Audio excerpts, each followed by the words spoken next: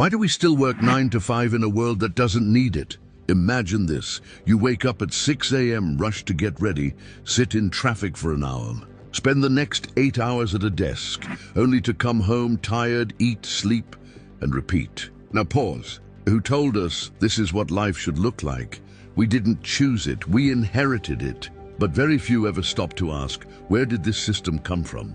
The idea of the 9 to 5 workday started during the Industrial Revolution in the 1800s. Factories needed workers who would show up, stay in line, and follow the whistle. People were trained, not educated, conditioned, not inspired. Obedience became more important than creativity. And to manage the growing workforce, they created something new. Time clocks, uniform breaks, fixed shifts. Not for your well-being, but to maximize output.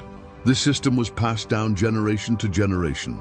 From factory to school, from office to corporation, even our schools were modeled to produce compliant workers, not free thinkers. Now think deeper. We live in a post-industrial world. We have AI, automation, remote tools, and more freedom than ever. Yet we still follow the same outdated rhythm. Why? Because the system benefits when you're busy. When you're tired, when you're distracted. You were taught to trade 5 days for 2, to live for the weekend, to retire at 65 and call that success. But what if you knew this was by design? Look closer.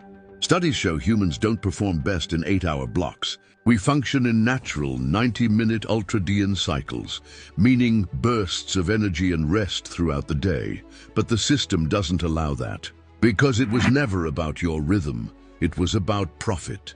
They gave it new names to disguise the trap. Grind culture. Boss up.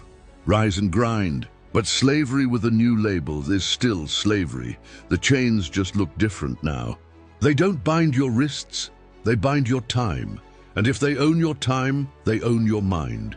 Why do you think burnout is normalized? Why is rest a reward and not a right? Why do we feel guilty for slowing down? Because we were programmed to feel that way. And here's the deeper layer. The longer you stay in this rhythm, the harder it becomes to dream of anything else.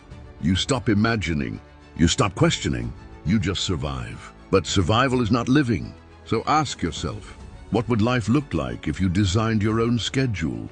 What if you measured success in joy, not just income? What if time was sacred again, not sold? Because here's the truth no one taught you in school. You are not a machine. You are not a cog. You are not here just to work, pay bills, and die.